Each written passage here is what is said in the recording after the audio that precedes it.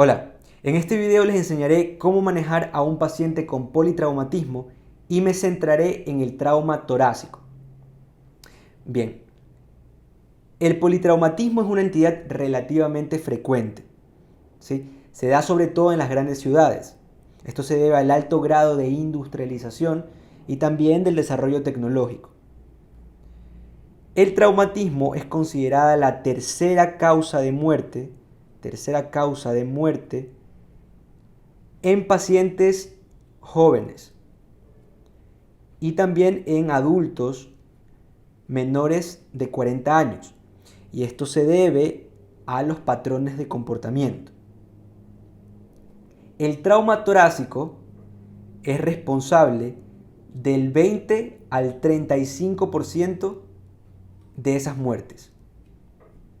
Vemos que es menos de la mitad, sin embargo es un porcentaje importante. Estas lesiones torácicas, ¿sí? Las lesiones en el tórax,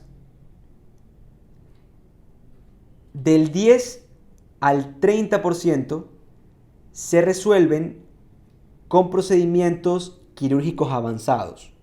Por ejemplo, una toracotomía, que es un procedimiento para abrir el tórax y reparar, por ejemplo, una lesión miocárdica directa.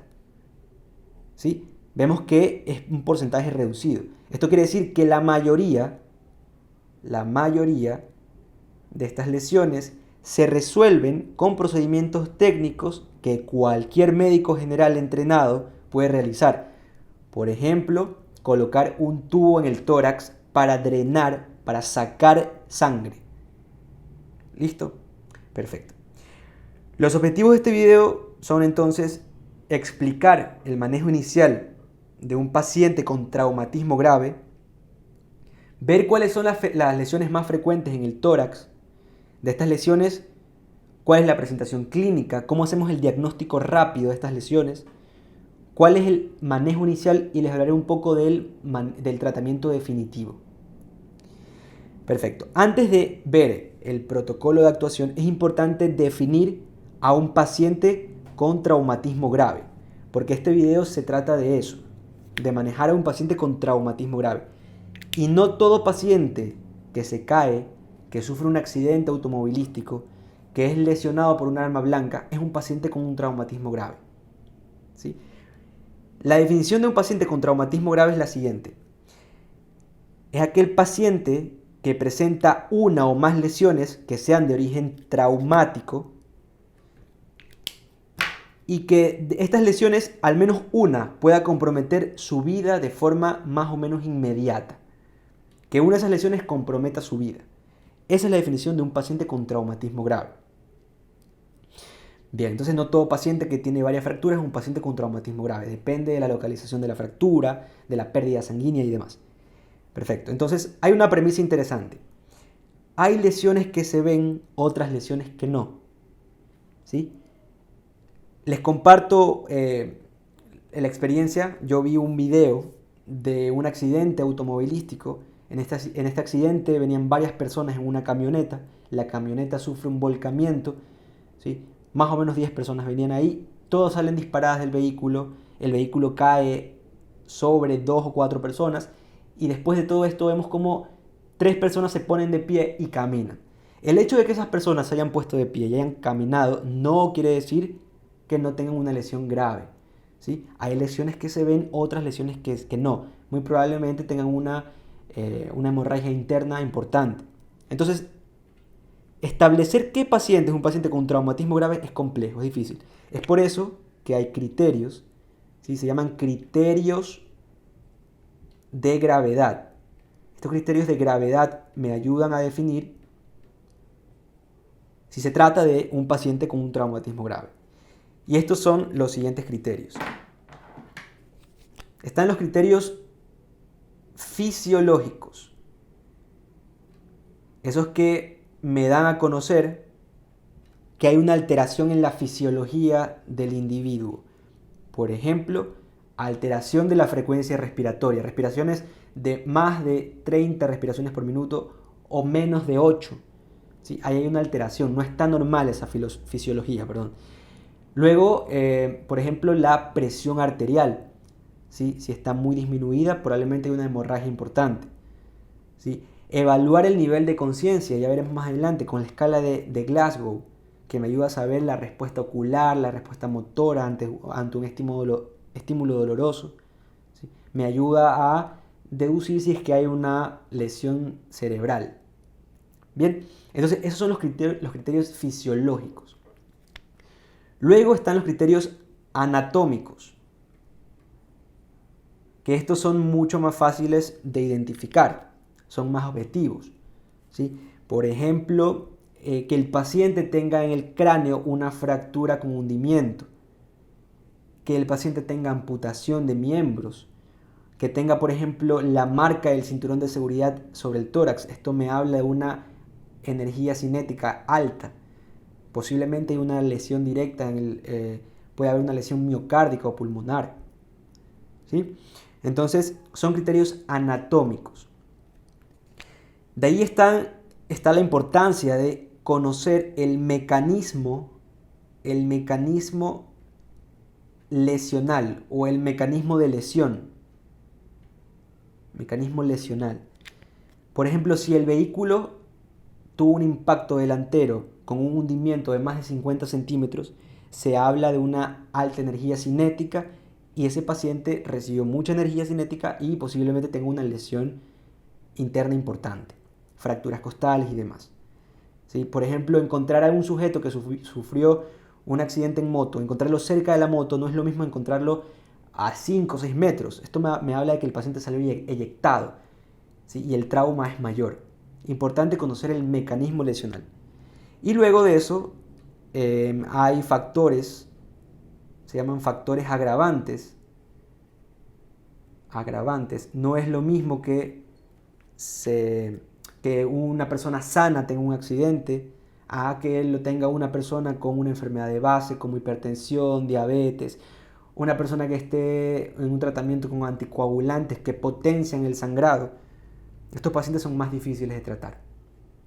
Bien, entonces importante utilizar estos criterios de gravedad para definir a un paciente con traumatismo grave. Es importante más que todo para la atención prehospitalaria. Seleccionar qué pacientes son los que requieren, aunque no parezca, los que requieren un ingreso inmediato. Listo. Ahora que ya sabemos cómo se define o cómo identificar a un paciente con un traumatismo grave, veamos ahora sí el protocolo de actuación. ¿Cuáles son los pasos a seguir para manejar a estos pacientes? Bien, si vamos al sitio del accidente, es probable que encontremos al sujeto vivo o muerto. De hecho, el 40% de estos pacientes con traumatismo grave se mueren en el sitio del accidente. Esto se llama mortalidad in situ, en el sitio. Y esto se debe a lesiones importantes de grandes vasos, por ejemplo, una rotura aórtica. Sabemos que la aorta tiene un diámetro amplio, es grande el diámetro, entonces la sangre se escapa y el paciente muere por shock hipovolémico. ¿Sí? Rotura de grandes vasos, una lesión cerebral irreversible. Todo esto me ayuda a tener una actitud asistencial. Si yo llego en este periodo y encuentro al individuo muerto, no puedo hacer nada. Pero como personal de salud estoy en la obligación de no tan solo curar, sino también prevenir. Así que es importante que también nos involucremos en actividades de prevención de accidentes de tránsito. ¿Sí? Hablarle a las personas sobre los riesgos que corre una persona que maneja en estado etílico y demás. La prevención en este periodo. Luego, el 50% de los pacientes con traumatismo grave mueren de minutos a horas después del accidente. ¿Sí? Hasta 1 hora después del accidente. ¿Ok? Entonces, este periodo se lo conoce como, esta mortalidad se la conoce como mortalidad precoz. ¿Qué actitud asistencial puedo tener acá? Pues aquí es el momento de actuar. Este es el momento en donde vamos a poner en práctica todo este protocolo que estamos aprendiendo. ¿Sí? De hecho, este periodo se llama el periodo dorado, ¿sí? El periodo de oro. Porque aquí nosotros identificamos aquellas lesiones que ponen en riesgo la vida del paciente de forma inmediata. Pero son lesiones reversibles. Es importante saber eso. Son lesiones reversibles. Ya veremos que son 6 lesiones. Son 6 las lesiones que ponen en riesgo la vida del paciente de forma inmediata. Y las podemos resolver si sabemos cómo actuar. Bien, 40-50. El 10% de los pacientes con traumatismo grave se mueren semanas después del accidente. Y esto se debe a complicaciones postquirúrgicas, sepsis, por ejemplo, pacientes que hacen fracturas importantes en el fémur. Estos pacientes tienen un síndrome que se llama síndrome de embolia grasa. Restos de grasa salen de la fractura y viajan por el torrente sanguíneo y pueden parar en pulmón, cerebro y demás. Complican al paciente y el paciente se muere. Este tipo de mortalidad se llama mortalidad tardía. Y aquí, por supuesto, que podemos actuar si es que tenemos un buen seguimiento con el paciente, evitamos esas complicaciones postquirúrgicas. El único periodo donde no podemos actuar en ese momento es en el periodo de mortalidad in situ. Listo. Entonces, este protocolo de actuación, que lo ponemos en práctica en esta hora dorada o en este periodo dorado, ¿sí?, es el protocolo adoptado por el American College of Surgeons o el Colegio Americano de Cirujanos, ¿sí? Y consiste en, desde un encuentro con el paciente, ¿sí?, hacemos una evaluación primaria. La voy a poner con rojo. ¿Sí? Evaluación primaria. En esta evaluación primaria identificamos esas 6 lesiones que les comenté que son reversibles, son lesiones reversibles que ponen en riesgo la vida del paciente, pero yo puedo actuar para impedir que el paciente se muera. Bien, les voy a poner un ejemplo. Una de esas 6 lesiones es una lesión conocida como obstrucción de la vía aérea. Se obstruye la vía aérea, el paciente no puede respirar y sufre hipoxia. ¿Sí? Yo puedo desobstruir esa vía aérea. La identifico en la evaluación primaria, ¿ok?, y resuelvo ese problema para luego pasar a la evaluación secundaria. Yo no puedo pasar a la evaluación secundaria sin antes haber resuelto ese problema.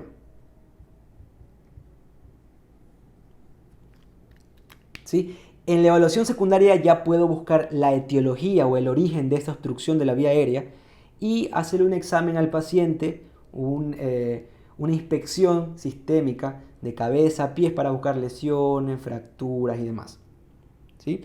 Entonces, evaluación primaria, evaluación secundaria y por último el tratamiento definitivo. Tratamiento definitivo. Si seguimos con el ejemplo de la obstrucción de la vía aérea, la identifico en la evaluación primaria, desobstruyo la vía aérea, luego en la evaluación secundaria, y una vez que se resolvió este problema, el paciente está estable, ese es el objetivo de la evaluación primaria, estabilizar al paciente.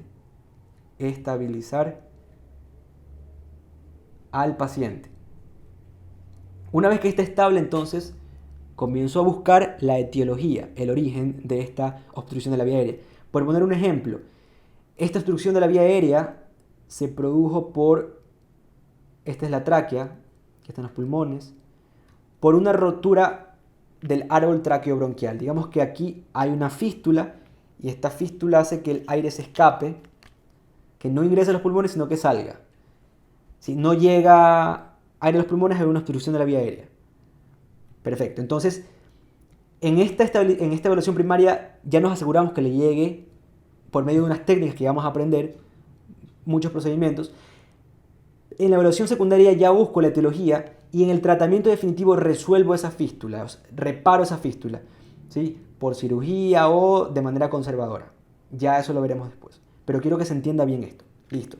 Entonces, este protocolo de actuación que está aquí tiene dos normas importantes.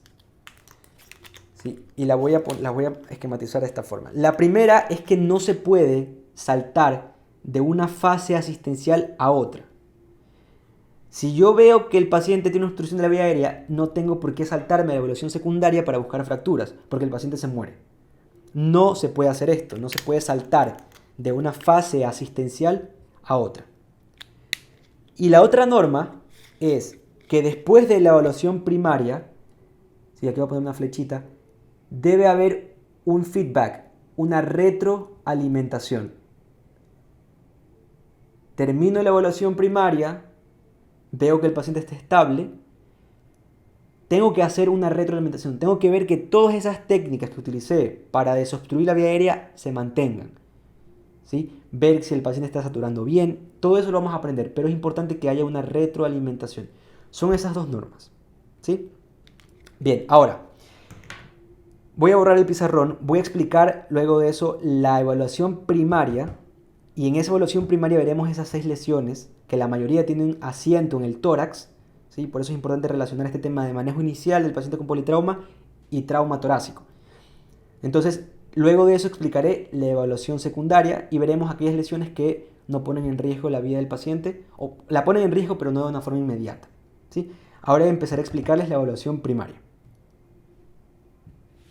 El objetivo de la evaluación primaria es descubrir lesiones que ponen en riesgo la vida del paciente de una forma inmediata. Y lo más importante que tenemos que hacer aquí es identificarlas e iniciar su tratamiento rápido. Bien, entonces, ¿cuáles son esas lesiones? Son 6 lesiones y hay una manera fácil de aprendérselas con esta mnemotecnia. Escribimos HOT con doble T, nene. HOT nene, es la mnemotecnia más conocida.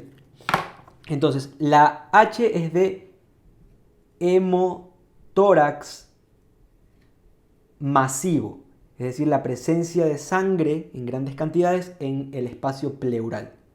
La O es de obstrucción de la vía aérea. Obstrucción de la vía aérea. La primera T es de tórax inestable. Tórax inestable. También se lo conoce como bolet costal o tórax volante. ¿Sí? Vemos que es un segmento de costillas que está flotando y eso altera la mecánica ventilatoria. Son costillas que se fracturan. Ya vamos a ver eso. La segunda T es de taponamiento cardíaco. La primera N es de neumotórax, o sea, presencia de aire en el espacio pleural. Neumotórax a tensión. Y la segunda N es de neumotórax abierto.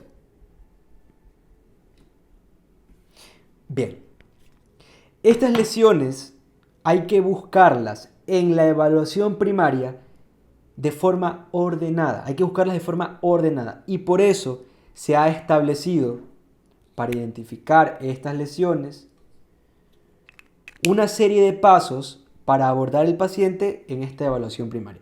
Y para acordarnos de estos pasos es fácil. Hay otra mnemotecnia. ¿Sí? Los pasos A, B, C, D y E. ¿Sí? A, B, C, D y E. Voy a borrar y escribirlos mejor porque no se ve bien. Entonces, A, B, C, D y E. Ahí está mejor.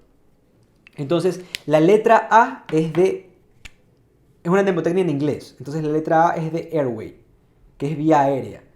En este paso, el objetivo principal es mantener la vía aérea permeable, es decir, el conducto por donde pasa aire libre, que no tenga ninguna obstrucción. Listo. La B es de breathing, que es respiración. Entonces, en este paso nosotros nos cercioramos que hay una buena mecánica ventilatoria, o sea, que los pulmones estén expandiéndose adecuadamente y que haya una buena oxigenación. ¿Cómo vemos la oxigenación? Pues con el oxímetro de pulso. Ya les voy a explicar. La C es de circulation, Aquí estudiamos al aparato circulatorio, corazón y vasos. Vemos que el corazón esté funcionando adecuadamente, que esté llegando sangre con oxígeno a todos los tejidos y se estén perfundiendo correctamente. Bien, la D es de disability, ¿sí? O deterioro neurológico. En este paso hacemos un breve examen neurológico al paciente para evaluar su nivel de conciencia. Ya veremos más adelante que nos sirve de mucha ayuda la escala de Glasgow, ¿sí? También vemos hacemos un examen pupilar para ver si existe alguna lesión cerebral y así. La E es de examination. En este paso lo que hacemos es quitarle la ropa al paciente, desnudar al paciente para ver si es que existe alguna lesión. Hacemos un examen físico de cabeza a los pies para ver si es que hay una lesión, fractura y demás. Todo esto nos ayuda. Bien, ahora, hay dos características importantísimas que tienen que cumplirse en estos pasos. Bueno, que tienen que tener estos pasos. La primera es que se necesita de un equipo especializado. No quiero decir que necesito a un neurocirujano o a un neurólogo para que me ayude a evaluar el nivel neurológico. No. Un equipo especializado. En ese grupo, cada integrante se encarga de una letra de esta evaluación primaria, ¿sí? Mientras una persona está en la A, otra persona está en la C y así. ¿Listo?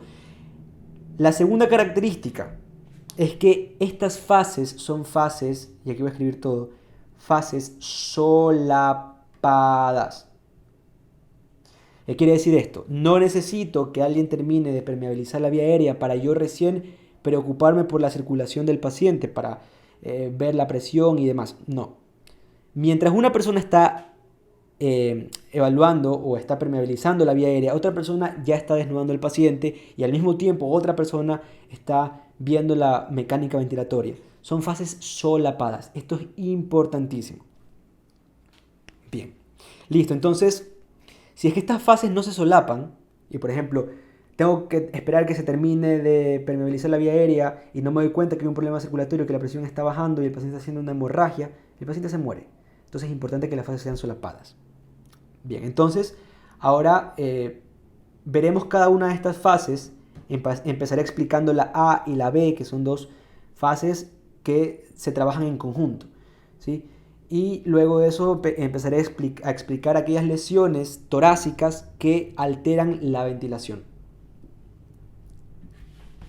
Ok, la letra A es de airway, es decir, vía aérea. En este paso lo que hacemos es garantizar una vía aérea libre, ¿sí? Una vía aérea libre. Con esto nosotros aseguramos una buena ventilación pulmonar y por ende una buena oxigenación. Y estos dos puntos, ventilación y oxigenación, son los objetivos de la letra B de la evaluación primaria, que es asegurar una buena ventilación y una oxigenación. Entonces, dense cuenta cómo están de la mano, cómo van enganchados. La A depende de la B, ¿sí? Y bueno, la B también están en conjunto. O sea, recordemos algo. Para una correcta función respiratoria necesito un conducto libre, ¿sí? Primero, un conducto libre para que el aire pueda ingresar. 2, una buena mecánica ventilatoria, una buena expansión pulmonar, que los músculos respiratorios estén trabajando bien, que la pared torácica esté íntegra, una buena mecánica ventilatoria. Eso es lo segundo. Y tercero, aquí voy a hacer un acercamiento, ¿sí? Un acercamiento a este nivel, que la membrana alveolo capilar, esto es un alveolo, la membrana alveolo capilar esté indemne, o sea que no haya recibido daño, porque aquí se da el intercambio de gases, ¿sí? Entonces, si es que yo tengo un conducto libre, una buena mecánica ventilatoria, pero tengo la membrana alveolo capilar dañada, no va a llegar oxígeno. Si tengo una buena membrana alveolo capilar, tengo un conducto libre, pero no hay una buena mecánica ventilatoria, el aire no va a llegar a los alveolos y no va a pasar oxígeno. Si tengo una buena membrana alveolo capilar, una buena mecánica ventilatoria, pero tengo una obstrucción de la vía aérea, el aire no va a pasar. ¿Se entiende? Entonces, importante. Airway con breathing van de la mano. Bien, entonces, el objetivo final del aparato respiratorio es llevar oxígeno a la sangre. ¿Sí? Por eso, ese aparatito llamado oxímetro de pulso, representa una herramienta de mucha utilidad para los pasos A y B. ¿Sí? Con esto sabemos si al paciente le está llegando oxígeno a la sangre. Bien, entonces, importante. Ahora les comenzaré a hablar de las lesiones que ponen en riesgo la vida del paciente de forma inmediata, que son 6, que ya les mencioné. De ellas hay una entidad que interfiere con la permeabilidad, con este punto, con la permeabilidad de la vía aérea. Y esta entidad se la conoce como obstrucción de la vía aérea. Obstrucción de la vía aérea. Bien, las causas de la obstrucción de la vía aérea son múltiples. Si veamos las causas. No voy a escribir las causas aquí, las voy a mencionar. Me gustaría tener mucho espacio para escribir todo lo que digo. Pero bueno, las causas. La principal causa es la inconsciencia. Lo que pasa en un paciente inconsciente es que la lengua, que está aquí, ¿verdad? Y el aparato muscular supraglótico, toda esta musculatura se relaja, colapsa y obstruye el paso de aire. ¿Sí? Entonces, la principal causa es la inconsciencia. Lo que se hace aquí en estos pacientes, lo ideal sería alinear estos dos ejes que están así, alinearlos para que pueda pasar el aire, y eso se lo consigue con la hiperextensión de la cabeza. Pero es un paciente con un politrauma. Lo más probable es que tenga una lesión cervical, así que no hiperextendemos la cabeza. Ya les voy a explicar lo que hay que hacer. Inconsciencia. Pueden haber obstrucciones intrínsecas, que son obstrucciones dentro de la luz de la vía respiratoria. Por ejemplo, aquí una obstrucción por un cuerpo extraño, ¿sí? Piezas dentarias. A veces hay fracturas maxilofaciales, generalmente las que son en el centro de la cara, que sueltan piezas óseas que terminan en la vía aérea y obstruyen el paso de aire. Pueden hacer una obstrucción parcial o una obstrucción completa. ¿Sí? Puede ser restos alimenticios, vómito, ¿sí? Vómitos con un pH ácido, eso se llama síndrome de Mendelssohn, que llega a el paciente broncoaspira y lesiona la vía aérea. Una causa importante de obstrucción de la vía aérea. Esas son lesiones intrínsecas. Pueden haber lesiones extrínsecas, ¿sí? Por ejemplo, un hematoma a nivel del cuello, un hematoma en expansión que presiona la vía aérea y obstruye el paso de aire. O puede haber, por ejemplo, una lesión, ¿sí?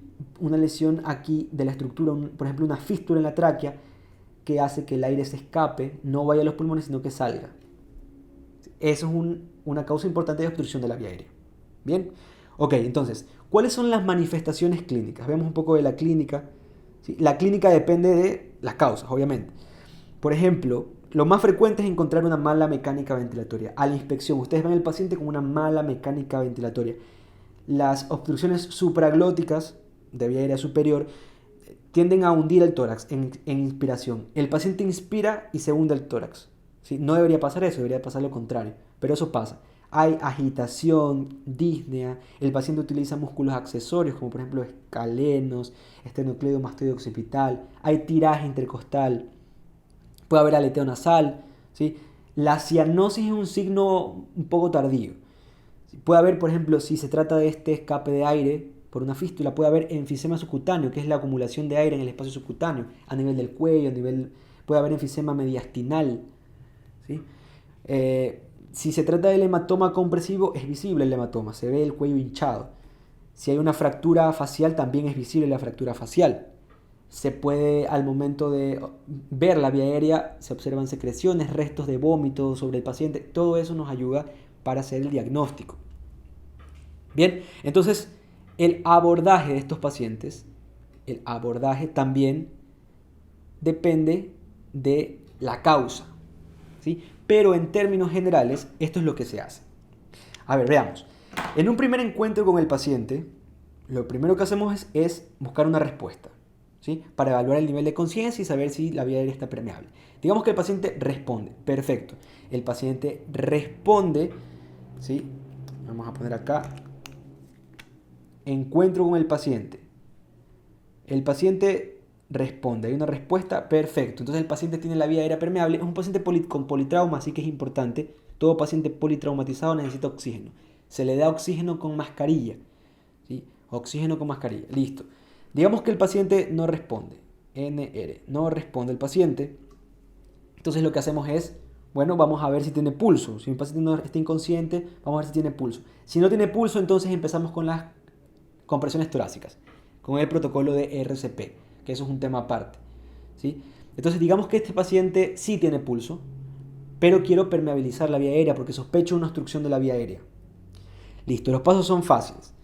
El primer paso es apertura de la vía aérea, ¿sí? El primer paso es apertura de la vía aérea. Vamos a abrir la vía aérea. Vamos a alinear esos ejes que les mencioné, vamos a alinearlos, ¿sí? Y no se lo puede hacer con hiperextensión del cuello porque posiblemente tenga una lesión cervical, una fractura de una vértebra cervical y puedo ocasionar una lesión medular, así que es importante no mover el cuello. Podemos utilizar dos técnicas. La primera es la subluxación mandibular. Si tú empujas el ángulo de la mandíbula hacia adelante para que se protruya la mandíbula y la lengua se vaya hacia adelante y permite el paso de aire. La segunda es la tracción mandibular. Se coge la mandíbula y se la tracciona hacia adelante, ¿sí? Esto de aquí lo hacemos tanto en el ámbito intrahospitalario como extrahospitalario. Bien, el siguiente paso es observar la vía aérea. Observo la vía aérea, ¿sí? Lo observo para ver si es que hay secreciones. Entonces succiono secreciones en el caso de que existan secreciones y extraigo, vamos a poner aquí extracción, en el caso de que existan cuerpos extraños, ¿sí? Piezas dentarias, etc. Esto acá también lo hacemos en el ámbito intrahospitalario. Listo, entonces vemos la vía aérea, ¿sí? Para observar la vía aérea en el ámbito intrahospitalario podemos utilizar un laringoscopio, ¿sí? Es un aparatito que se lo coloca para levantar la lengua, levantar la epiglotis y ver que la vía aérea esté permeable. También debería utilizarse en el ámbito extrahospitalario, ¿sí? Entonces, para observar la vía aérea utilizamos un laringoscopio. Si es que hay secreciones, succionamos. Si hay objetos extraños, los extraemos con unas pinzas que se llaman pinzas de McGill, ¿sí? Bien, una vez que ya está la vía aérea despejada, lo que hago es, bueno, como sé que la lengua me puede molestar, para trasladar al paciente, si es que estoy en el ámbito extrahospitalario, coloco una cánula de Guedel, y movilizo al paciente con un collarín, ¿sí? Si estoy en el ámbito intrahospitalario, lo mejor, lo más adecuado es en un paciente inconsciente, la mejor forma de permeabilizar la vía aérea es colocando un tubo endotraqueal.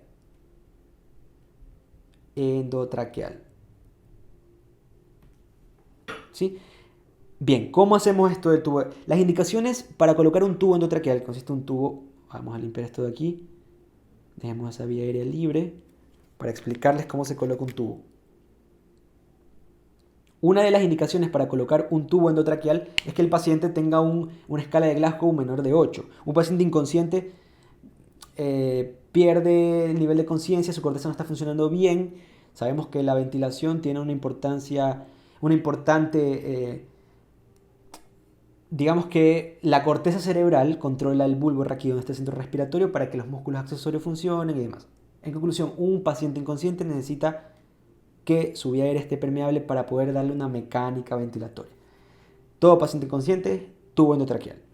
Hay otros criterios para colocar tubo, por ejemplo, una evidente presencia de apnea, ¿sí? Si vemos una fractura del macizo facial, una fractura macizo facial grave, si hay una quemadura, pacientes quemados, pacientes con quemadura inhalatoria también, ¿sí? Si es que yo le pongo a este paciente que está inconsciente, le pongo una mascarilla y vemos que con la mascarilla con oxígeno no está saturando bien, ¿sí? El objetivo es mantener una saturación que sea mayor de 90, ¿sí? 90%. Si veo que no se puede mantener una oxigenación, ok, le pongo un tubo endotraqueal, ¿sí? Pero se pone el tubo para darle una buena mecánica ventilatoria y una buena oxigenación.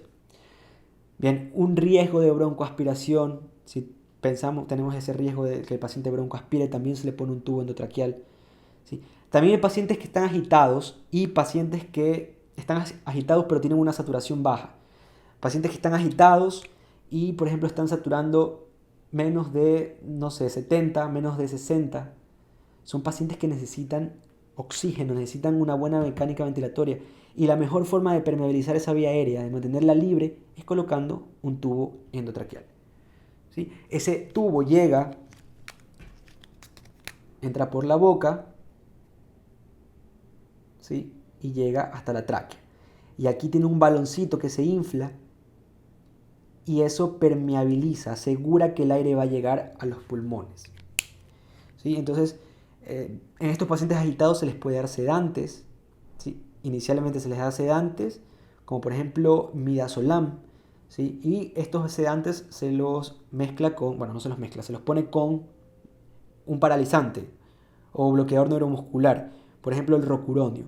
Entonces estos pacientes, para esto que se llama secuencia de intubación rápida, se les da un sedante como midazolam y rocuronio, que es un bloqueador neuromuscular o un paralizante. ¿Sí? Entonces se utiliza el laringoscopio, ¿sí? Ya en un video futuro mostraré la técnica adecuada de intubación endotraqueal.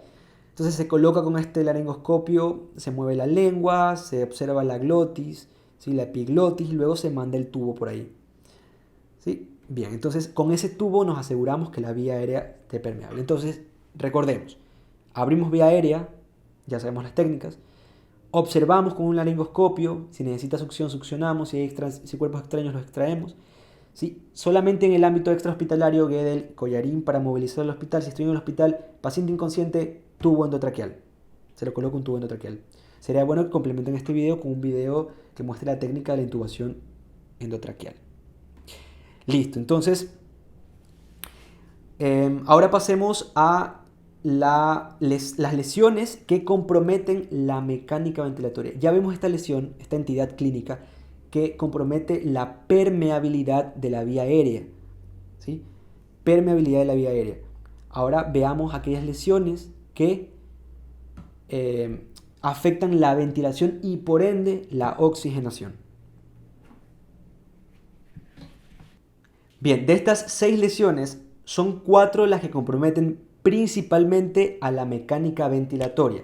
Y estas son el hemotórax masivo, el tórax inestable, el neumotórax a tensión y el neumotórax abierto. La obstrucción de la vía aérea ya la estudiamos.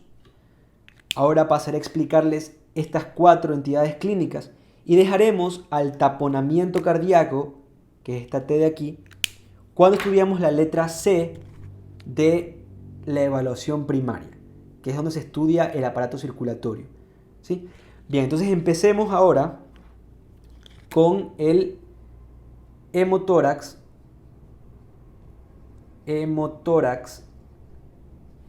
masivo. Bien, recordemos unos detalles anatomofisiológicos que nos van a servir como herramienta para entender esta entidad clínica.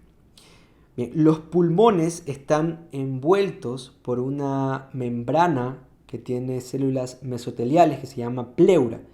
Entonces, esta pleura está adherida al pulmón y recibe el nombre de pleura visceral, está pegada al pulmón, y esta pleura se desdobla, ¿sí? Voy a hacerla con este color, se desdobla y se pega a la pared torácica. Así. Entonces esta es la pared torácica, aquí están las costillas cortadas, aquí están los músculos intercostales, ¿sí? Y aquí exageradamente he dejado un espacio. Este espacio se llama espacio pleural, un espacio que tiene un líquido, ¿sí? Aproximadamente 70 a 100 ml de un líquido que está en estas cantidades para mantener la posición de ambas pleuras. Imagínense que estas pleuras funcionan como dos vidrios, ¿verdad? Dos vidrios planos, y a estos vidrios se les pone unas gotas de agua. Luego se juntan estos vidrios y es muy difícil que estos vidrios logren despegarse. Crean una presión negativa. Lo mismo pasa con este espacio pleural. Crea una presión negativa y el pulmón queda pegado a la pared torácica. Recuerden que el pulmón tiene una fuerza de retracción natural, ¿sí? Se retrae por su elasticidad. Esta presión negativa no permite que pase eso. Si a estos vidrios yo le pongo una mayor cantidad de agua, ¿qué pasa? Pues se despegan. Lo mismo pasa con las pleuras. Si yo pongo líquido, más líquido de lo que hay, o pongo aire, entonces se despegan. Y lo que pasa es que el pulmón se colapsa. Eso pasa en el hemotórax masivo. Presencia de sangre en el espacio pleural, ¿sí? Y esta sangre se produce por ejemplo, lesión de vasos, ¿sí? Lesión de vasos. Y estos vasos pueden ser, los más frecuentes, son los vasos intercostales, ¿sí? Aquí, a ver, vamos a hacer aquí está una vértebra, apófisis espinosa, transversa, y aquí se articula la costilla, ¿sí? Su cabeza, cuello, tuberosidad, y se articula hacia adelante.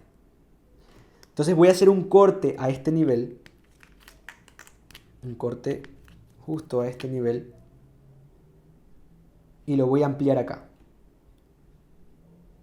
Bien, entonces vemos cómo la costilla tiene un surco, ¿sí? Esta parte de acá abajo es un surco, que está la costilla cortada.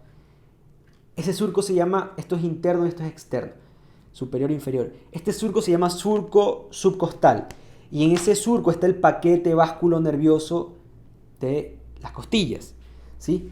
Que va en este orden. Arriba la vena, aquí está la vena, por debajo la arteria,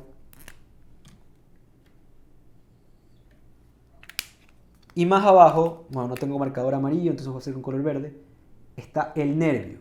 Entonces la mnemotecnia es: van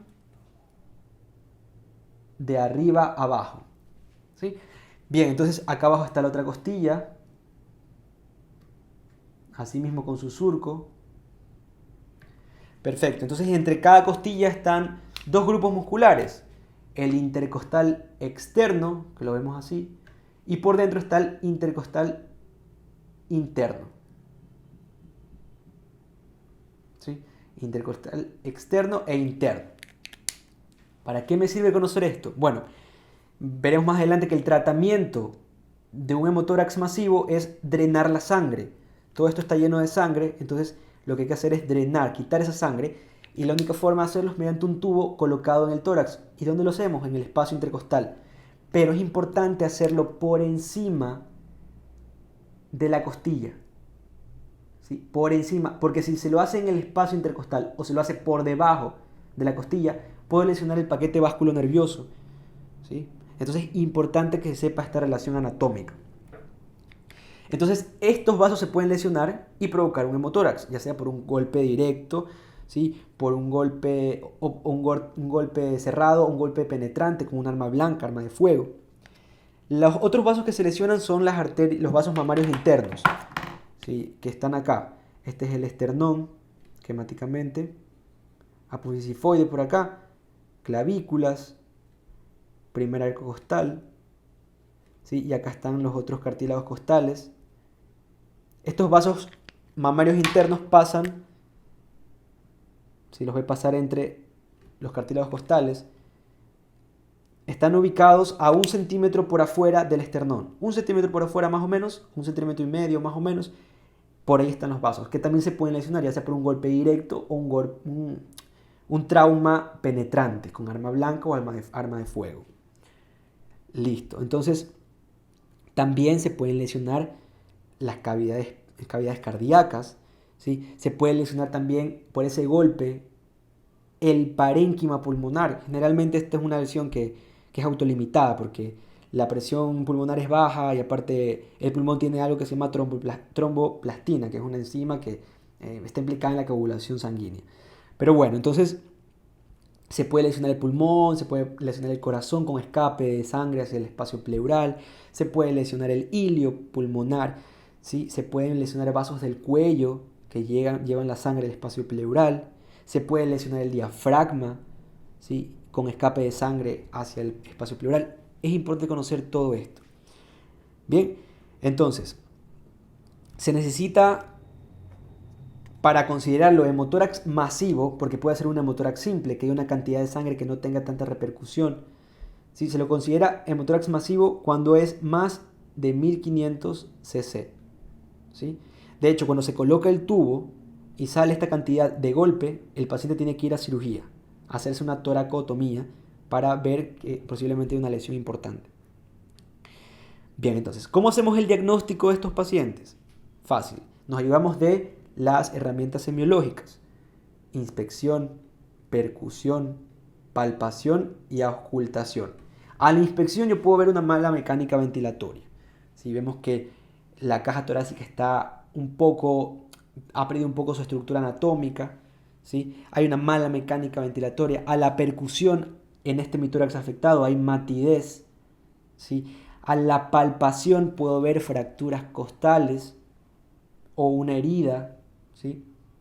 Puedo sentir, puedo palpar. A la auscultación, si yo pongo el estetoscopio aquí está el estetoscopio, yo no voy a escuchar el pulmón, o sea, ausencia de murmullo vesicular, ¿sí? ¿Qué más me puede ayudar para diagnosticar al paciente? El estado hemodinámico. El estado hemodinámico del paciente. El paciente tiene una presión baja, puedo ver características de shock hipovolémico, hay frialdad, ¿sí? El paciente está taquicárdico. Bien, me puede ayudar también esta evaluación primaria una radiografía de tórax, una radiografía antero-posterior de tórax. Para una radiografía el paciente debería estar parado, en una posición adecuada para hacer la radiografía posterior-anterior, pero es un paciente politraumatizado, así que se idearon unos aparatos portátiles para tomar radiografías con los pacientes acostados. Entonces, una radiografía de tórax AP, ¿sí? Bien, entonces, ¿cuál es el tratamiento? ¿Cómo manejamos a estos pacientes? Ya les mencioné, ponemos un tubo en el tórax, ¿sí? Y ese tubo va colocado entre las costillas, en el espacio intercostal. Pero, ¿en qué parte del espacio intercostal? Ahorita lo explico. Entonces, el paciente, si está colaborando el paciente, le pedimos al paciente que se siente, ponga los brazos hacia adelante y se encorve. Y ahí podemos poner el tubo por debajo de la escápula, ¿sí? Justo debajo de la escápula, en el espacio intercostal, por encima de la costilla. Fácil. Pero el paciente, generalmente estos pacientes están acostados. Entonces vamos a ver, aquí está pectoral del paciente, clavículas, aquí está el bracito del paciente y esta es la axila. Ya, perfecto. Entonces, lo que hacemos es trazar una línea imaginaria entre las que vayan entre las tetillas, ¿sí? Así. Y esto me indica que a ese nivel es el quinto espacio intercostal. ¿Sí? Hacemos quinto espacio intercostal, línea medio axilar.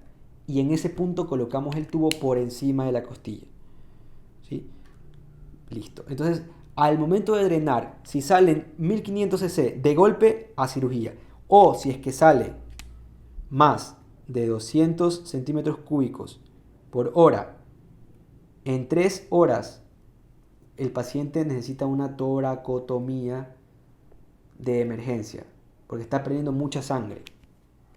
¿Sí? Espero que esté bien claro esto. Mucho cuidado con drenar suavemente el líquido. Pasa con el líquido o pasa con aire cuando se drena de la cavidad torácica. Si es que drenamos muy rápido, lo que va a pasar es que mientras sacamos el líquido, el pulmón se expande. Si la expansión es muy rápida, pasa un fenómeno que se llama edema, edema ex vacuo. El pulmón hace un edema agudo no cardiogénico, no es por causa cardíaca, sino que al expandirse la circulación pulmonar aumenta rápidamente y hay un aumento también de la permeabilidad. Y lo que pasa es que los alvéolos se llenan de líquidos, es un edema agudo de pulmón. Pero por esta reexpansión brusca, hay que tener mucho cuidado y drenar con cuidado. ¿Sí? Bien, ahora veamos la siguiente entidad clínica, que es el tórax inestable. Ok, el tórax inestable se lo define como la doble fractura costal, es decir, hay fracturas en dos sitios de una costilla, por ejemplo, aquí y acá. Doble fractura costal en 3 o más niveles adyacentes, es decir, que esto mismo pase acá abajo y también acá, y puede ser acá. ¿Qué es lo que pasa? Vemos 4 costillas fracturadas en dos sitios. Eso genera que este espacio quede flotando, quede aislado, separado de la caja torácica. ¿Y qué es lo que pasa? Cuando la persona inspira, generalmente la caja torácica se expande. ¿Sí? Lo que pasa en el tórax inestable es que en vez de expandirse, por la presión negativa intrapleural, este segmento se hunde. Lo que pasa acá. ¿Sí? Se hunde este segmento en la inspiración. Y lo interesante aquí es que durante la inspiración también se hunde, ¿verdad? Y el mediastino se mueve. Esta movilización del mediastino comprime el pulmón sano. ¿Sí? Y no solo entonces esta mecánica, este pulmón está comprometido, sino este también. Se compromete la mecánica ventilatoria. Y cuando el paciente expira, generalmente el pulmón tiende a reducir la caja torácica tiende a reducir su diámetro. Lo que pasa en el tórax inestable es que este segmento sale, protruye. En la inspiración se hunde y en la expiración protruye. Lo que es lo contrario, ¿verdad? Entonces es paradójico. Esta respiración se llama respiración paradójica, que es frecuente y es común en el tórax inestable. Bien, el tórax inestable, por lo tanto, complica la mecánica ventilatoria.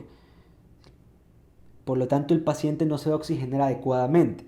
¿Sí? El diagnóstico, bueno, esto aquí es una caja torácica normal. El diagnóstico lo hacemos con la inspección. Vemos un segmento flotante, ¿sí?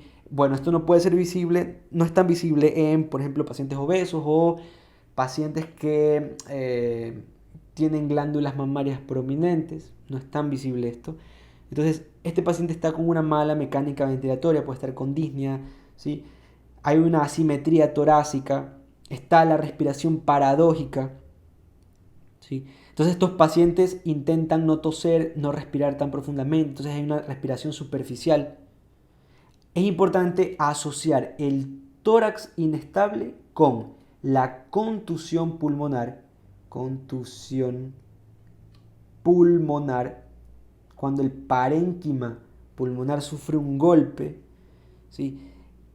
Hay un golpe directo, hay una hemorragia intersticial, se produce un edema de pulmón. Eso pasa en la contusión pulmonar, que ya vamos a verla después. Hay que relacionarlo también con hemo y también con neumotórax. Si hay múltiples fracturas costales, probablemente esta costilla en su viaje lesiona la pleura y entra aire en el espacio pleural haciendo un neumotórax, o puede también lesionar un vasito por ahí y hacer un hemotórax. Entonces es importante asociar contusión pulmonar, hemo y neumotórax.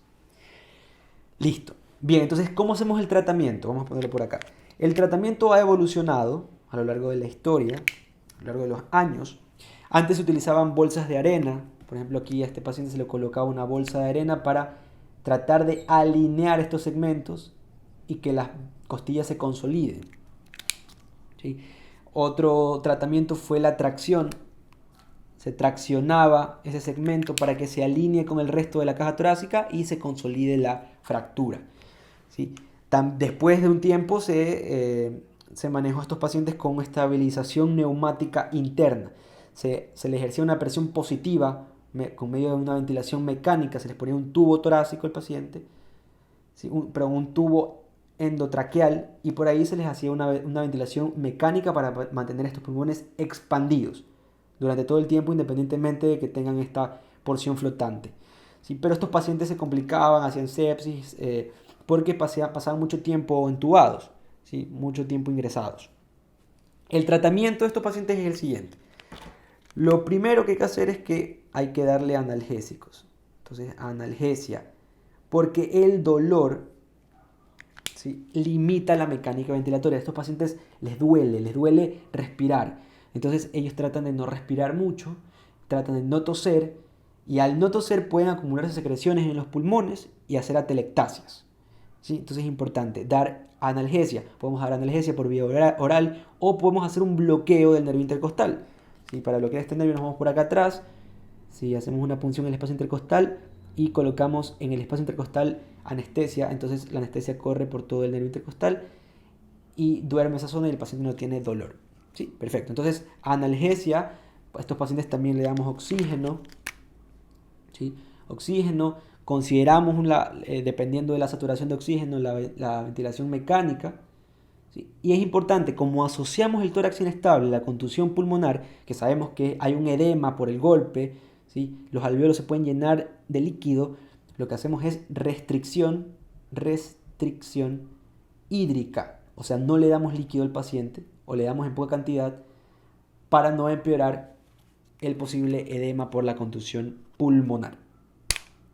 Bien, ahora veamos el neumotórax a tensión. Los mismos conceptos fisiológicos de la pleura y la cavidad pleural sirven para comprender a esta entidad clínica. ¿Sí? En el espacio pleural hay una presión negativa que mantiene en posición las pleuras. Cuando ingresa líquido o aire, el pulmón colapsa. En este caso es aire. ¿Sí? Entonces, el neumotórax es aire en la cavidad pleural. ¿Sí? Y las causas son varias. Puede ser por un trauma cerrado con fractura costal. Ya vimos que el bolet costal o el tórax inestable hay que relacionarlo a un neumotórax. ¿Sí? Otra de las causas puede ser la iatrogenia, procedimientos médicos mal realizados. Por ejemplo, una vía venosa central mal puesta, ¿sí?, tubos torácicos mal colocados que pueden hacer un neumotórax a tensión, insuflaciones excesivas de presión positiva que pueden aumentar la presión del pulmón, lesionar el parénquima pulmonar y liberar aire al espacio pleural. Bien, entonces hay que sospechar, ¿sí?, hay que sospechar de un neumotórax, atención, en lesiones por aplastamiento, ¿sí? Por ejemplo, personas que se lesionan, que reciben un golpe directo del volante en un accidente automovilístico mientras estaban en una inspiración profunda, ¿sí? Se rompe el parénquima pulmonar y se libera aire. Este fenómeno se llama fenómeno de la bolsa de papel, ¿sí? Y bueno, hay casos en los que se ha hecho un neumotórax en pacientes que se han hecho acupuntura, o sea, 1 de cada 5.000 casos. ¿Sí? Pero hay que entenderlo así. El neumotórax, atención, es una entidad progresiva, creciente. No aparece como neumotórax, atención, sino como neumotórax inicialmente. ¿Sí? ¿Y cómo diagnosticamos un neumotórax con la clínica? Pues veamos. El paciente tiene una mala mecánica ventilatoria. Digamos que este es el caso de un neumotórax simple, ¿sí? Neumotórax, que así inicia, como un neumotórax simple. El pulmón se colapsa, hay una mala mecánica ventilatoria, el paciente tiene disnea. Puede haber enfisema subcutáneo en el caso de que haya un escape de aire, ¿sí?, una lesión traqueal. Es importante, a la inspección, ¿sí?, puede haber una asimetría torácica, mala mecánica ventilatoria. A la palpación puedo palpar fracturas costales, se hunde la costilla, signo de la tecla, se hunde la costilla, una fractura costal. A la percusión, como hay aire y el aire es un buen conductor del sonido, hay un timpanismo, aumento de la sonoridad. A la auscultación, como el pulmón está colapsado, hay ausencia del murmullo vesicular. ¿Sí? Algo más que me ayuda para el diagnóstico del neumotórax es una radiografía anteroposterior de tórax. ¿Sí? Se ve aire en el espacio pleural y el pulmón colapsado. ¿Sí? Si este neumotórax simple progresa, entonces se transforma en un neumotórax a tensión. ¿Y por qué pasa esto? Al lesionarse el parénquima pulmonar, esta lesión provoca un mecanismo valvular que hace que el aire ingrese a la cavidad pleural, pero no puede salir. No puede salir, solo puede ingresar, pero no puede salir.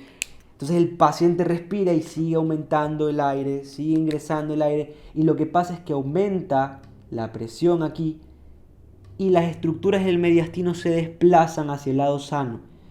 ¿Sí? Se desplazan las estructuras del mediastino, la tráquea se desvía. ¿Sí? Y lo que pasa aquí es que el corazón también se aplasta. Entonces, digamos que acá está el corazón, vamos a ampliar esto, aquí está el corazón, al corazón le llega acá la vena cava, en el ventrículo derecho, la vena cava superior. Recuerden que la vena cava superior da origen, o bueno, recibe a los troncos venosos brachiocefálicos. Y aquí están las venas yugulares. Al colapsarse o al empujarse el corazón, la vena cava inferior, como tiene baja presión, se colapsa, así. Por lo tanto, la sangre no puede pasar y las venas yugulares se distienden, se hacen grandes. Eso se llama ingurgitación yugular, porque está colapsada la vena cava. ¿Sí? Entonces, aquí aparecen los síntomas y los signos, ¿sí? del neumotórax a tensión, pero es cuando ya es avanzado, cuando ha progresado este neumotórax simple. Y estos signos son, está la desviación traqueal, ¿sí? Hay ingurgitación yugular, hay hipotensión porque se reduce el retorno venoso, el retorno venoso, por lo tanto el gasto cardíaco se reduce, hay hipotensión, ¿sí? Puede haber taquicardia, ¿sí? Este neumotórax puede ser también bilateral, eso se da en el 20% de los casos, bilateral, esto es más por iatrogenia, por una insuflación excesiva. Bien, ahora, ¿cómo es el tratamiento de un neumotórax a tensión? Es una emergencia esto, el pulmón hay un aumento de la presión de aire, están movilizando estructuras y hay una alteración, no tanto tanto en la mecánica ventilatoria como en la hemodinamia del paciente. ¿Sí? Se está reduciendo el gasto cardíaco. Entonces, ¿cómo manejamos a estos pacientes? A estos pacientes se les coloca una aguja gruesa en el segundo espacio intercostal, línea media clavicular. Aquí está el paciente acostado, esta es la clavícula, trazamos una línea imaginaria, línea media clavicular, ¿sí? Aquí como referencia está acá el esternón, ¿verdad? La unión entre el cuerpo y el manubrio se llama ángulo de Lois o de Luis. Aquí contamos, primero, segundo espacio intercostal, y ahí colocamos una aguja gruesa, ¿sí? Una aguja gruesa para que el aire se escape. Como tratamiento definitivo, lo que hacemos es colocar un tubo, así como en el tubo para el hemotórax masivo, el tubo en el quinto espacio intercostal, línea medio axilar. Ahí colocamos un tubo, entonces ese es el tratamiento definitivo. Y luego ya vemos la causa del neumotórax a tensión, que puede ser por una fístula traqueal y demás, ¿sí? Una rotura esofágica, bla, bla, bla.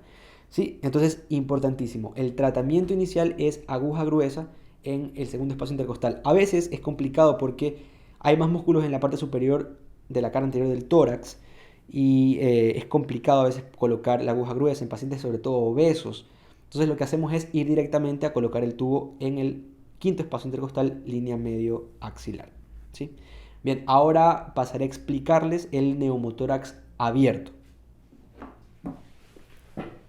Asimismo, neumotórax, presencia de aire en la cavidad pleural. Este aire viene de la atmósfera e ingresa a la pleura, a la cavidad pleural, por una herida penetrante. Una herida penetrante, ya sea por arma blanca o por arma de fuego. También puede, dentro de las causas está una causa iatrogénica. La colocación de un tubo torácico mal puesto puede hacer también un neumotórax abierto. Para que se considere un neumotórax abierto, la magnitud de la herida debe ser mayor al 2/3 del diámetro traqueal. ¿Sí? Mayor de 2/3 del diámetro traqueal. Es una herida soplante. El aire ingresa con más facilidad durante la inspiración y sale con dificultad durante la expiración. Y lo que pasa es que hay un colapso progresivo del pulmón. ¿Sí? Entonces el diagnóstico lo hacemos con la inspección. Vemos que hay una herida soplante. ¿Sí? Hay también signos evidentes de dificultad ventilatoria. Vemos que hay una respiración jadeante. ¿Sí? Nos podemos ayudar con el pulsoxímetro para ver la saturación. Hay una saturación de oxígeno baja. Puede haber taquipnea, cianosis. ¿Sí? A la inspección vemos esa herida soplante. A la palpación, ¿sí? Puedo palpar, se palpa la herida. Pueden haber fracturas. A la percusión, como hay aire y el aire conduce bien el sonido, hay un aumento de la sonoridad, ¿sí? Timpanismo. A la auscultación, como el pulmón está colapsado, hay ausencia de murmullo vesicular. ¿Sí? También me puedo ayudar para el diagnóstico con radiografía de tórax, una radiografía de tórax antero-posterior, y ahí se ve la presencia de aire. El tratamiento es sencillo, hay que sellar. Digamos que aquí está la herida, ahí está la herida soplante. Hay que sellar esa herida con un apósito, pero este apósito debe estar fijo solamente en 3 partes. Aquí, acá y acá, dejando un espacio libre. ¿Para qué? Para que cuando el paciente expire, el aire pueda salir de la herida, pero cuando el paciente inspire, el aire no pueda ingresar. ¿Sí? Entonces, así evitamos que este neumotórax abierto se transforme en un neumotórax a tensión. Listo. Luego, el tratamiento definitivo es colocar un tubo, ¿sí? Un tubo en el quinto espacio intercostal, en la línea medio axilar, y colocamos ese tubo en un sello de agua. Un sello de agua. Para que el aire, imagínense acá, el tubo llega acá a un sello de agua. Aquí hay un nivel de agua. Entonces el aire sale, esto burbujea, pero cuando el paciente intenta en la inspiración, el aire ya no va a subir porque hay un sello de agua. El agua no permite que el aire suba. ¿Sí? Entonces ese es el sello de agua. Listo. Entonces, así se maneja un neumotórax abierto. Importante, el apósito fijo en 3 puntos. Y luego se coloca el tubo en el quinto espacio intercostal, línea media axilar. Y la herida se la sutura, se la cierra por planos. ¿Sí? Así se maneja un neumotórax abierto. Bien, esas 4 lesiones que vimos, o fenómenos clínicos, afectan principalmente a la mecánica ventilatoria. ¿Sí? Pero también vimos que tienen repercusiones en el estado hemodinámico. ¿Sí? Ese estado hemodinámico se evalúa en la letra C, ¿sí? Que es la letra que vamos a ver a continuación. Bien, la letra C de circulation, lo que hacemos aquí es evaluar el aparato circulatorio, el corazón y los vasos. Lo que hacemos aquí es evaluar el estado hemodinámico del paciente. ¿Sí? Vamos a ver si es que el corazón está bombeando bien, si la sangre se está movilizando y está perfundiendo los tejidos. ¿Sí? Y acá es fácil. Primero lo que hacemos es verificar pulso. Si el paciente no tiene pulso, iniciamos el ERCP, reanimación cardiopulmonar. ¿Sí? Aquí evaluamos también los latidos cardíacos. Latidos cardíacos. ¿Sí? Buscamos sitios de hemorragias internas o externas y externas, ¿sí? Que pueden ser externas e internas. Aquí en hemorragias internas es importante revisar abdomen en búsqueda de hemorragias internas, abdomen y pelvis, importante, ¿sí? Entonces aquí lo que hacemos es evaluar el estado hemodinámico y esto lo hacemos con herramientas semiológicas, ¿sí? Entonces estado hemodinámico. El tensiómetro nos ayuda para saber el estado hemodinámico, pues nos dice la presión arterial, ¿sí? Y también la semiología. Podemos saber, por ejemplo, si hay palidez, frialdad, taquicardia, ¿sí? Esto me habla de un posible shock hipovolémico.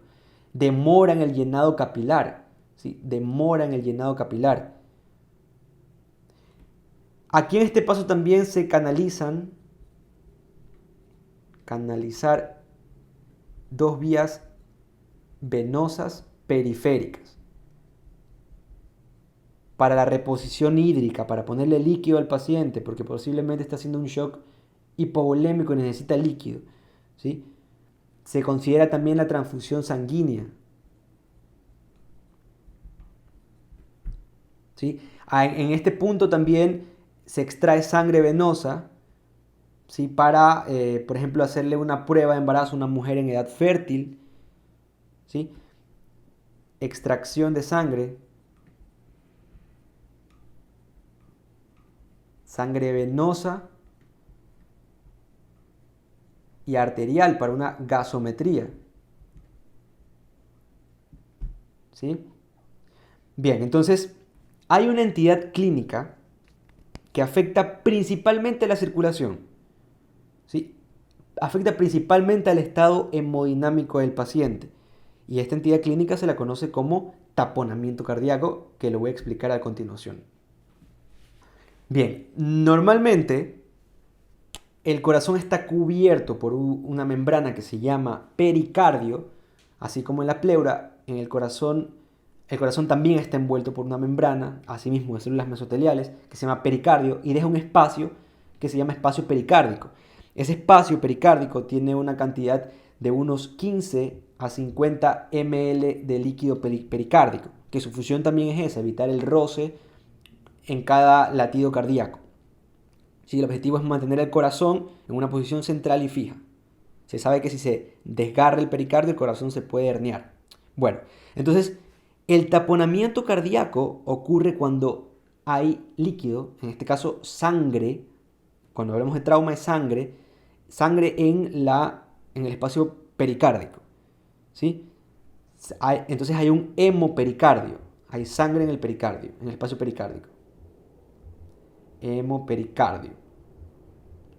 Se necesitan de 100 a 150 ml para producir un taponamiento cardíaco. ¿Y qué es esto del taponamiento cardíaco? Este espacio se llena de sangre y lo que sucede es que el corazón no puede relajarse adecuadamente. Puede contraerse, ¿sí? Pero no se relaja. Se reduce el retorno venoso, ¿sí? Entonces, lo que hacemos aquí es, las causas del hemopericardio o el taponamiento cardíaco, ¿sí? Generalmente es un trauma penetrante, ¿sí? Con mayor frecuencia sean traumas penetrantes, puede ser también por un trauma cerrado, golpes frontales directos al corazón, ¿sí? O por iatrogenia, un catéter cardíaco mal colocado, o en el caso de compresiones torácicas que pueden afectar y lesionar el corazón, ¿sí? Entonces, el diagnóstico, ¿cómo hacemos el diagnóstico? Fácil, nos guiamos con la triada de Beck, ¿sí? La triada de Beck consiste en ruidos cardíacos disminuidos, hipotensión e ingurgitación yugular. Esa es la famosa triada de Beck, ¿sí? Hay ruidos cardíacos disminuidos porque aquí hay una lámina de sangre que no me permite escuchar bien el corazón. a ocultarlo, no lo escucho bien. Hay hipotensión porque el corazón no puede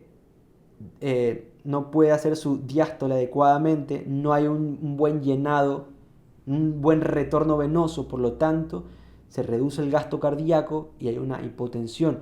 Y la ingurgitación yugular se produce porque se colapsan las aurículas, la aurícula derecha, que es una aurícula de baja presión, como la aurícula derecha está conectada a la vena cava superior, y esta a su vez le llegan los troncos venosos brachiocefálicos. Aquí están las venas yugulares, entonces hay una ingurgitación o dilatación de las venas yugulares, ¿sí? Por este colapso de la aurícula. Esta es la triada de Beck. Esta triada de Beck ocurre solamente en el 30% de los casos, así que es importante ver el estado hemodinámico del paciente, la presión, ¿sí? No hay que confiarse solamente en la triada de Beck. ¿Cuál es el tratamiento de esta entidad clínica? Bueno, pues hacemos una pericardiocentesis inicialmente, ¿sí? Entonces aquí está la apófisis sifoides. Lo que hacemos es colocar una aguja que está el hombro izquierdo del paciente. Aquí está el corazón, ¿sí? Está lleno de sangre en el taponamiento cardíaco, y lo que hacemos es colocar una aguja en esta dirección, ¿sí? Por debajo de la apófisis sifoides, aquí, por debajo de la apófisis sifoides, en dirección al hombro izquierdo. Aquí está la aguja, ¿sí? Y ahí sacamos la sangre. Pero generalmente un taponamiento cardíaco con una tríada de Beck bien definida, con un paciente hipotenso, con una mala hemodinamia, el paciente tiene que hacerse una toracotomía de emergencia, abrir para reparar el corazón, ¿sí? Listo. Bien, ya revisamos el A, B, C, me queda la letra D, que es disability o deterioro neurológico, y la letra E, que es examinación. En esta letra D lo que hacemos es evaluar el estado neurológico del paciente, ¿sí? Y eso se lo hace al inicio. Y lo podemos hacer con dos herramientas. La primera es la escala de coma de Glasgow, ¿sí? Que evalúa la respuesta ocular. Si el paciente, la respuesta ocular, abre los ojos de forma espontánea, si es espontánea, 4 puntos le ponemos. Si es que es a la voz, o sea, lo llamamos al paciente y abre los ojos, le ponemos un puntaje de 3. ¿Sí? Si le aplicamos dolor y ahí abre los ojos, le ponemos un puntaje de 2. Si es que no existe una respuesta ocular, aunque le hayamos dado un estímulo doloroso, o sea, ninguna, un punto, ¿sí? Esta escala también evalúa la respuesta verbal. Si el paciente está orientado, le ponemos 5 puntos. Si está confuso, le ponemos 4 puntos. Si es que dice palabras inapropiadas, le ponemos 3 puntos. ¿Sí? Si hace sonidos incomprensibles, entonces 2 puntos. Y si no hay respuesta, entonces 1 punto. Y también la escala de Glasgow evalúa la respuesta motora, ¿sí? Esto es un brazo. Evalúa la respuesta motora. Si el paciente obedece, le decimos mueve el brazo, si obedece, entonces 6 puntos, ¿sí? Si es que localiza, si le hacemos un estímulo doloroso y localiza el dolor, 5 puntos, ¿sí? Si el paciente retira, si retira el brazo ante un estímulo doloroso, le ponemos 4 puntos, ¿sí? Si el paciente flexiona el brazo ante un estímulo doloroso, le ponemos 3 puntos. Luego viene, si tiene una flexión anormal, ¿sí? Que es la de 3 puntos acá. A ver, entonces obedece Acá localiza el dolor, retira. Aquí en F es flexión anormal, que se llama decorticación. 3 puntos. Acá es extensión anormal. Extensión anormal, 2 puntos. Y por último, si no hay ninguna respuesta, 1 punto. ¿Sí? Esta es la escala de Glasgow que me permite evaluar a un paciente, el nivel de conciencia del paciente. Y luego la otra herramienta útil es el examen pupilar. ¿Sí? El examen pupilar.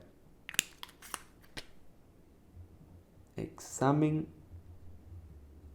pupilar. Que este examen me ayuda a ver el tamaño, ¿verdad? La simetría y la reacción de las pupilas ante la luz. Si es que las pupilas están pequeñas, ¿sí? Están mióticas. Mióticas. Si están grandes las pupilas, ¿sí? Se llaman midriáticas. Si están ambas del mismo tamaño, ¿sí? Si ambas pupilas están del mismo tamaño, se les llama isocóricas. Si está una más grande que otra, por ejemplo, esta está pequeña y esta está grande, entonces son anisocóricas. Y dependiendo si reaccionan o no ante la luz, se llaman, si reaccionan ante la luz, reactivas, y si no, arreactivas. Por ejemplo, este paciente está con una anisocoria, ¿sí? Posiblemente este paciente tenga una lesión en el mesencéfalo, donde está el tercer par craneal que controla la contracción pupilar, ¿sí? Del lado izquierdo, ¿sí? El lado izquierdo generalmente pasa por una hernia a nivel del uncus. Esta es una vista posterior del cerebro. Aquí está el mesencéfalo, ¿sí? Por acá está el cerebelo. Y aquí está la tienda del cerebelo, aquí. Entonces, un hematoma a este nivel, un golpe a este nivel, que genera un hematoma, moviliza todas estas estructuras y esta zona del lóbulo temporal se hernia para acá y presiona en el mesencéfalo el tercer par craneal y produce esta lesión, ¿sí? Bueno, se hace un breve examen neurológico para saber el estado, si es posible llamar a un neurólogo para que después en la evaluación secundaria, que vamos a ver más adelante, haga una evaluación completa. Y la parte de E es desnudar al paciente para ver lesiones, ¿sí? Que también se hace al inicio. Bien, ahora veamos de qué se trata la evaluación secundaria. Bien, en la evaluación primaria detectamos hot nene mediante ABCDE. Perfecto. Ahora, ahí en esa etapa estabilizamos al paciente. En la evaluación secundaria lo que tenemos que hacer es hacer una anamnesis detallada, examinar al paciente a detalle, ver aquellas lesiones que pueden poner en riesgo la vida del paciente, pero no de forma inmediata. Ya el paciente está estabilizado, entonces podemos utilizar estudios más complejos, por ejemplo, una tomografía computarizada, ¿sí? Hacemos una anamnesis detallada de cabeza a pie, o sea, una inspección de cabeza a pies y una anamnesis detallada. Preguntamos por alergia, por el mecanismo lesional, la hora de la última comida y demás, ¿sí? Ahora, en esta evaluación secundaria, lo que hacemos es buscar lesiones que ponen en riesgo la vida del paciente, pero de forma tardía, ¿sí? Revisamos lesiones en el tórax, lesiones en el abdomen y en la pelvis. Como este video está enfocado en trauma torácico, ahorita voy a hablar brevemente de lesiones en el tórax, ¿sí? Lesiones en el tórax. Bien, entonces hay 6 lesiones, ¿sí? Son otras 6 lesiones que debemos buscar en el trauma de tórax. Y estas son, empecemos. La primera es la contusión pulmonar. ¿Sí? En la contusión pulmonar, ¿se acuerdan que hay que relacionarla con bolet costal, o sea, con tórax inestable? Lo que pasa es que hay un golpe local, una hemorragia intersticial y el pulmón hace un edema, ¿sí? Y este edema puede extenderse a ambos pulmones porque hay una liberación de citoquinas y el paciente puede hacer un síndrome de distrés respiratorio agudo en el adulto, ¿sí? La clínica de la contusión pulmonar antecedentes de un trauma en el tórax, el paciente puede tener disnea, hemoptisis, ¿sí? Y a veces puede presentar febrícula. En la radiografía de tórax se ve un patrón como de neumonía, ¿sí? Entonces, el tratamiento de la contusión pulmonar, lo que hacemos es oxígeno, tratamiento, oxígeno, damos oxígeno, analgesia, y como sabemos que se está haciendo un edema, restricción hídrica, ¿sí? Lo mismo que en el tratamiento de un bolete costal o tórax inestable. Bien, otra lesión, vamos a ver, la contusión miocárdica. Contusión miocárdica. La fisiopatología es similar a la de la contusión pulmonar, ¿sí? Trauma cerrado, cara anterior del tórax, puede hacer un hemopericardio. Si es que el golpe es un momento crucial del ciclo cardíaco, pueden aparecer arritmias letales, ¿sí? La clínica, un dolor de tipo anginoso, puede haber derrame pericárdico semanas después. Generalmente el tratamiento evoluciona favorablemente, ¿sí? Otra lesión que hay que buscar es la rotura del árbol traqueobronquial. ¿Sí? Generalmente se da en el bronquio derecho. El mecanismo es un mecanismo de hiperpresión abdominal que puede lesionar este árbol bronquial. ¿Sí? La clínica se presenta como, por ejemplo, hemoptisis. Puede haber enfisema subcutáneo, ya expliqué eso, escape de aire. ¿Sí? Hay un signo que se llama signo de Hamann, que consiste en un sonido crujiente que es sincrónico con los latidos cardíacos. El diagnóstico lo podemos hacer con una broncoscopía, vemos la fístula por donde se está escapando el aire.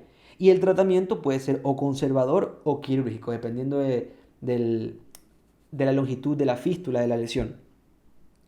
¿Sí? Bien, otra lesión, vamos a ponerla por acá. Rotura de aorta. Esto es letal, ¿sí? Este está dentro de las causas de la mortalidad inmediata, ¿se acuerdan de eso? Entonces, a veces, aquí está la aorta, ¿sí? A veces no se escapa la sangre y el contenido se queda en la adventicia, ¿sí? Se hace un hematoma retenido aquí, no se escapa. Esto es una suerte, porque si se lesiona la arteria aorta, hay un escape amplio de sangre, bastante sangre se escapa y el paciente muere por un shock hipovolémico. Entonces, ¿cómo podemos diagnosticar? Bueno, podemos ayudarnos con el estado hemodinámico del paciente y también con una radiografía. En la radiografía hay ensanchamiento del mediastino, puede haber desviación traqueal, pérdida del botón aórtico, ¿sí? Todo esto me ayuda a saber que hay una rotura aórtica, ¿sí? Pero es importante saber que provoca muerte en el momento del accidente. Y el sitio de lesión generalmente es aquí en el ligamento arterioso, que es un sitio de fijación de la aorta. Bien, otra lesión, vamos a ponerla por acá, es la rotura esofágica, que es bien rara. Rotura esofágica. ¿Sí? Si es que se produce, la clínica puede haber un enfisema subcutáneo, se escapa el aire del esófago y va a la piel, al tejido celular subcutáneo. ¿Sí? Puede haber un hidroneumotórax, ¿sí? Se puede hacer un neumotórax también por escape de aire. ¿Sí? El diagnóstico lo hacemos con una esofagoscopía. Esofagoscopía. ¿Sí? Visualizamos la lesión del esófago. Y el tratamiento es quirúrgico. ¿Sí? Y la última lesión que hay que buscar también es la rotura